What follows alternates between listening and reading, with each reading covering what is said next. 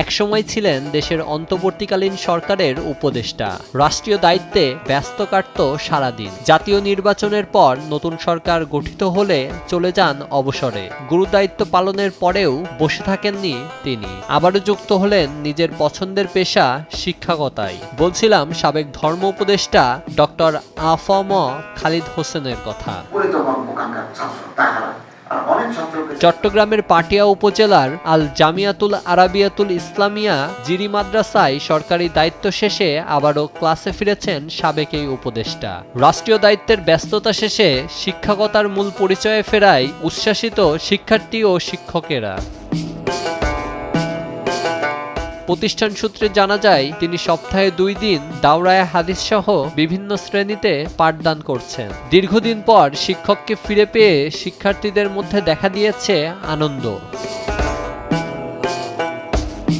মাদ্রাসা কর্তৃপক্ষ বলছে 2021 সাল থেকে তিনি এই প্রতিষ্ঠানে শিক্ষকতা করছেন। উপদেষ্টার দায়িত্ব পালনকালে সময় দিতে না পারলেও দায়িত্ব শেষে আবার ফিরে আসা প্রতিষ্ঠানটির জন্য গর্বের বিষয়। বাংলাদেশের অন্তর্বর্তী সরকারের মাননীয় ধর্ম উপদেষ্টা হওয়াতে উনি কিছুদিন কি ছিলেন, পাঠদান থেকে বিরত ছিলেন। তিনি তাও আমাদেরকে জানিয়েছেন, সেই হিসেবে প্রায় 18 মাস যাবৎ মনে হয় উনি বিরত ছিলেন।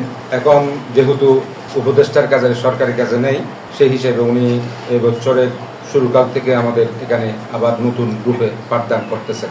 আলহামদুলিল্লাহ, আমরাও নিজেরাও আনন্দিত হয়েছি। আমাদের জিরি মাদ্রাসার যে সমস্ত ছাত্র এবং শিক্ষকগণ সবাই আনন্দ ভোগ করতেছে। বাংলাদেশের ইতিহাসের মধ্যে একটা বিরল ঘটনা, যা অন্য সময় বিগতের মধ্যে কোনোদিন এরকম ঘটনা হয়নি, যা উনি অন্তর্বর্তী সরকারের ধর্ম উপদেষ্টা হয়ে যে কাজটা করেছেন সেটা সবার কাছে জানা। সেটা আমার নতুন আকারে কিছু বলার কিছু নেই। ধন্যবাদ। এদিকে ডক্টর আ.ফ.ম. খালেদ হোসেন বলেন, শিক্ষকতায় তার মূল পরিচয়। জীবনের বাকি সময় শিক্ষার্থীদের মাঝে কাটাতে চান তিনি।